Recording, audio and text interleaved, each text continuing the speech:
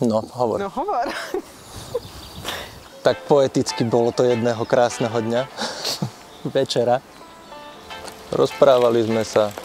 Zuzka zistila, že som úžasný.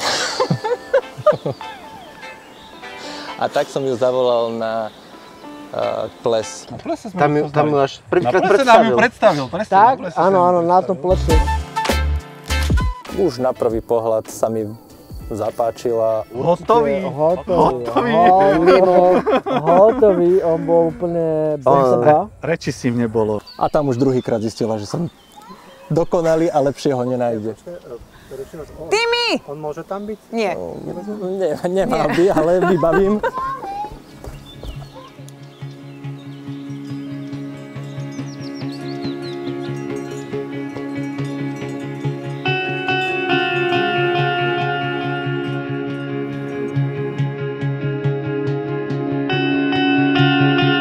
Keď ale pozriem na našich novomanželov, hneď ma napadne, že tí dvaja sa museli poznať od malička.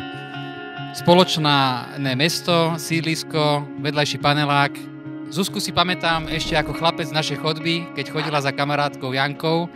V tej chvíli iste ani Miko netušil, že jedného dňa bude jeho vyvolená.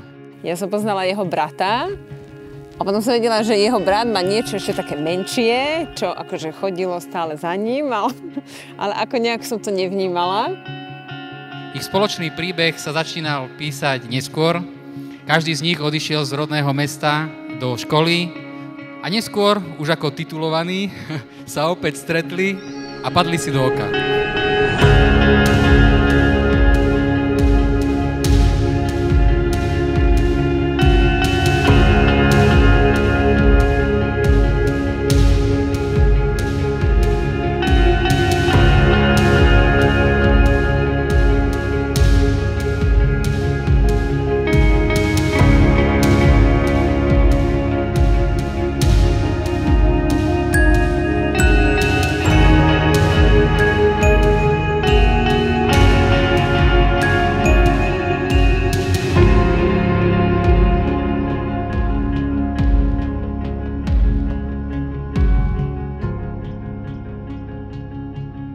Michal znamená pre nás rodina, je to náš priateľ, kamarát.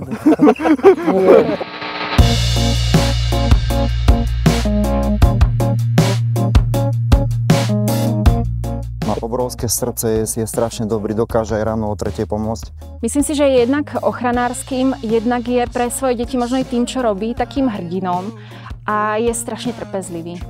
Deti ho majú veľmi radi a vzorne sa stará o celú rodinu. Ja si cením na Michalovi asi to, že vždy vie zachovať chladnú hlavu. Toto asi je najpotrebnejšie a hlavne od chlapa je to také nezvyčajné. Spolužiak. Parťák do partie. Veľa rokov sme spolu strávili, prežili. A hlavne pacient. Aj to pacient. Jeho manželka je pacientka tiež, ale tak bavíme sa o Michalovi, máme ho radi.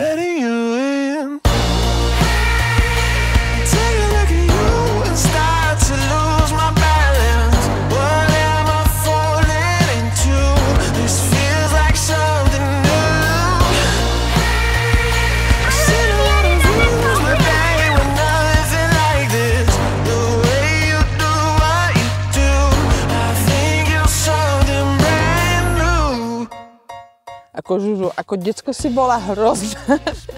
Pískala máš, mali sme ťa chuť pribydať. Akože znamenáš naozaj pre mňa veľmi veľa, preto si aj krstná mojim deťom. Zuzka je super, pretože dokáže Miša udržať v takej norme, ktoré je úplne že super. Jak to nazývam Mišo, ja som kazič dobrej nálady, lebo všade vidím hrozby. Môžem ísť sem hore? Nie. Jasné. A tátko je ten, kto všetko dovolí, kto všetko vyskúša s nimi, takže podľa mňa som si nemohla vybrať lepšie.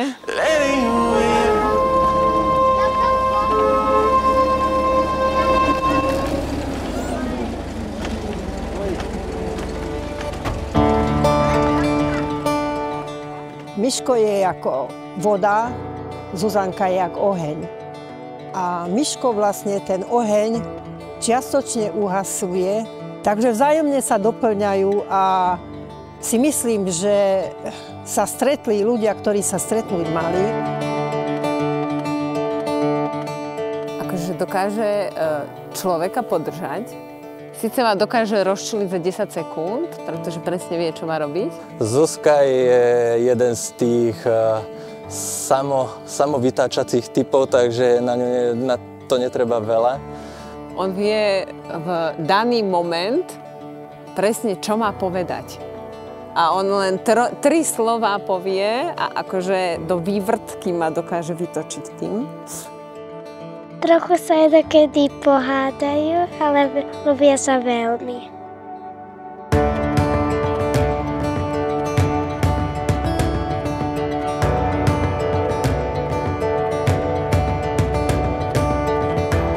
Dnes sme sa zišli, aby ste pred svedkami a pred všetkými prítomnými spečatili svoje odhodlanie kráčať životnou cestou po boku vášho partnera, odnes už ako manželia.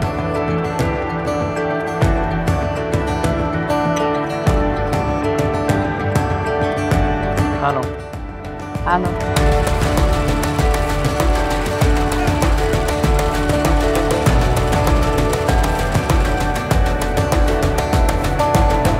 Vyhlasujem vaše manželstvo za platne uzavreté. Babusy môj. Pozdvihnime čaše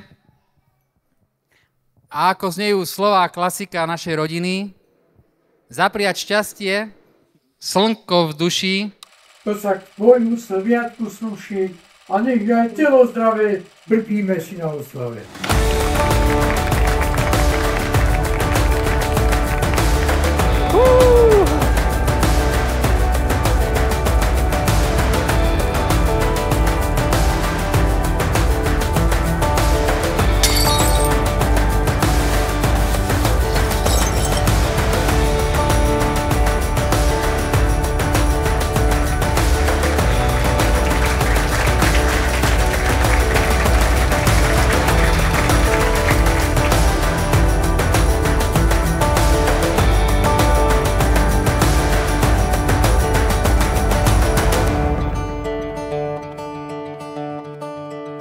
Tak čo už im popriať? Lásku majú, šťastie majú. Ďalšie dieťa možno.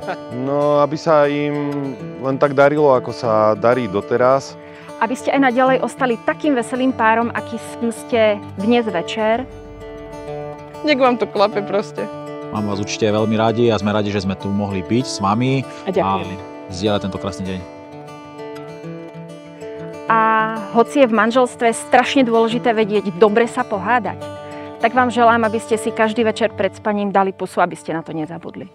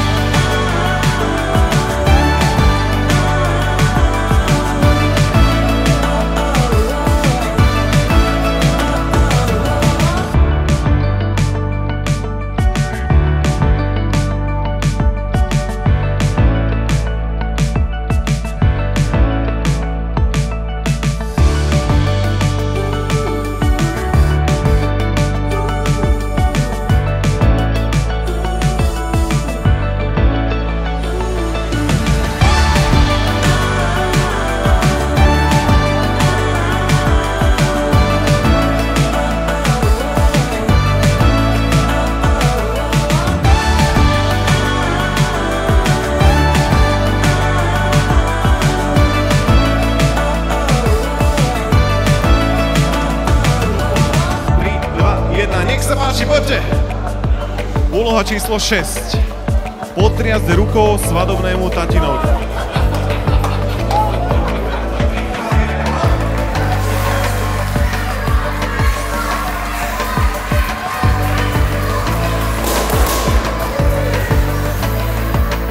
A naspäť. Obrovský potles máme v Giercu.